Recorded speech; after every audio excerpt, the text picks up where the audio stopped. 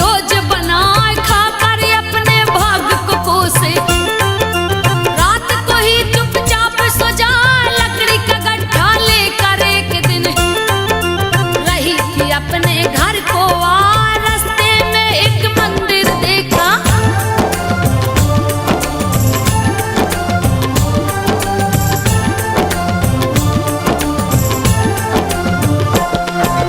रास्ते में एक मंदिर देखा उसमें राम रही फरमान रख दिया लकड़ी का गड्ढा। घुस गई मंदिर में जा उसमें माँ की मूरत देखी। जो माता संतोषी कहा बहुत सी स्त्रियां उसने देखी। सब पूजा की थाल सजा लगी पूछने स्त्रियों से क्यों सब आरती थाल सजा फल क्या होता इससे बोली। सारी बातें दो समझा एक स्त्री ने उसे बताया।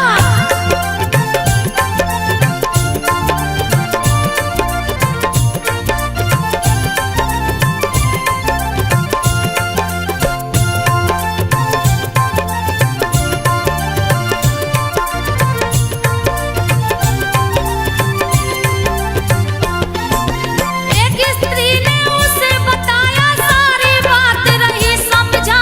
माता संतोषी का व्रत है उनको पूजने हम सब आए। माता जी को जो भी पूजता अन्य धन से घर भर जाए दूर हो जाती है निर्धनता।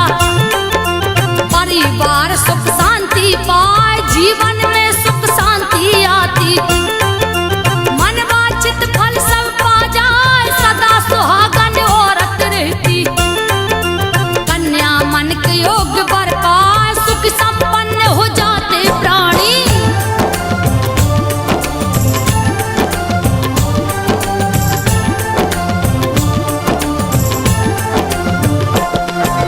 सुख संपन्न हो जाते प्राणी फलता फूलता है परिवार। निसंतान को लड़का होता खुश होता संतान को पाए परदेसी घर वापस आता। जिस पर माता होती सहाय जीत हो जाती कहीं भी रण में। सारा मुकदमा खत्म हो जाए घर का कलह नष्ट हो जाता। धन संपत्ति देती बढ़ाए संतोषी संतोष है देती। मनोकामना पूर्ण हो जाए सभी स्त्रियां उसे बताई।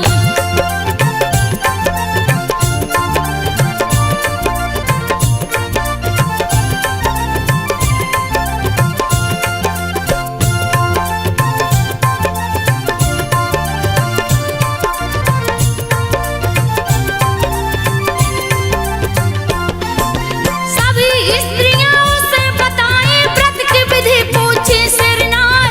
एक बूढ़ी स्त्री ने बताया सारी विधि रही समझाए। गुड़ चने का प्रसाद बांटना खुद भी उसको लेना खाए। गुड़ चने से जो पूजा करता संतोषी मां प्रसन्न हो जाए। शुक्रवार को व्रत है रखते सूर्य उदय से पहले नहा स्नान ध्यान से निवृत्त होके माँ संतोषी के मंदिर जाए। माँ के व्रत की सुने कहानी।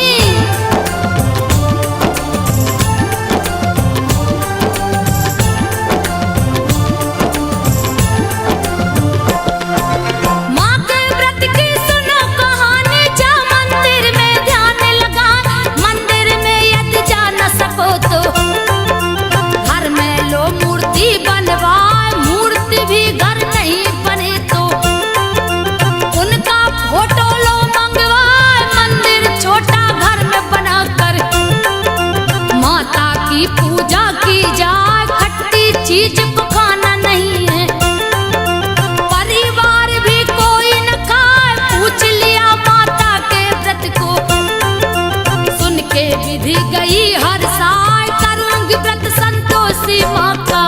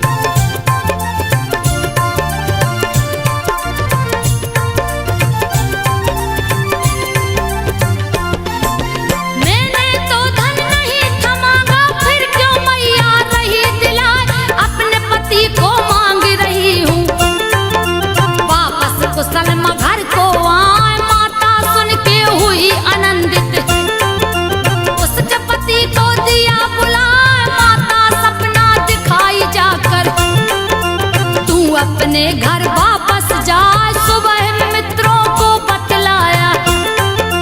माता सपना में गई आए घर आने की किया तैयारी। सारे मित्र मजाक उड़ाए माँ संतोषी का व्रत रखा है।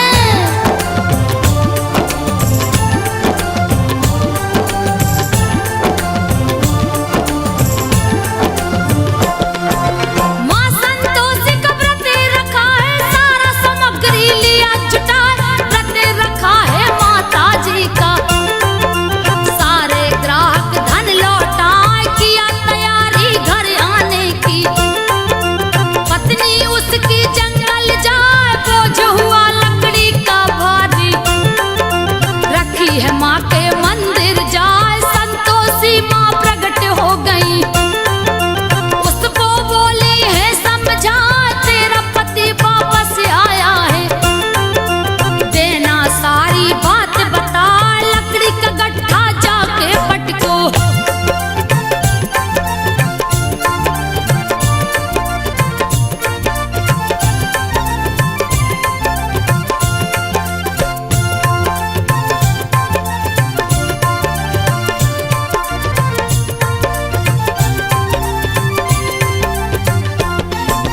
लकड़ी का गट्ठा जाके पटको, सासू से बोलो सिरनार चोकर की रोटी दो मुझको।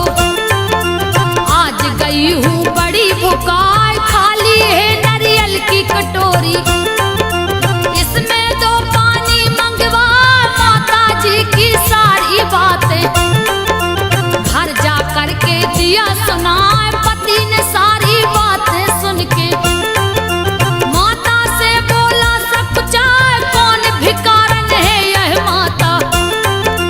सारी बातें दो बतलाए यही तो तेरी बहू है बेटा।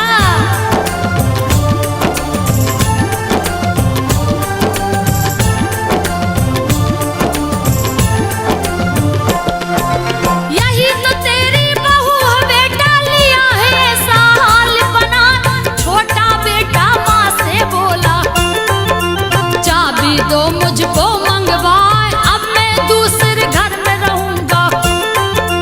अलग मकान को लिया बना, शुक्रवार को पत्नी बोली। माँ के व्रत को लिया उठा, उसका उद्यापन करना है। पति ने दिया सामान मंगाए, माँ के कृपा से दिन पलटा है। दिया उद्यापन शुरू करा, ईर्ष्या करने लगी जिठानी।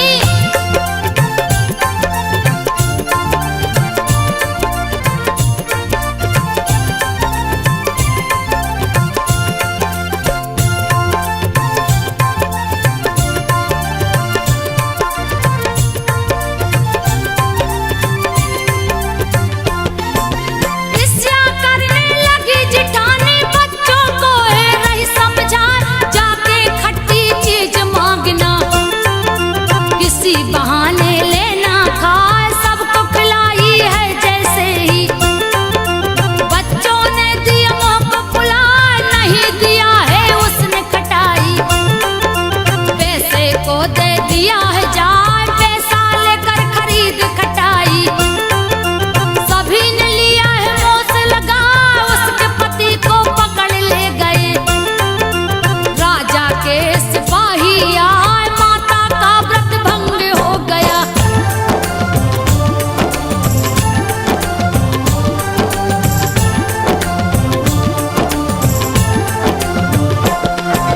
माता का व्रत भंग हो गया, फिर से किया उद्यापन जान, सारे विरोधी पस्त हो गए। उसका पति गया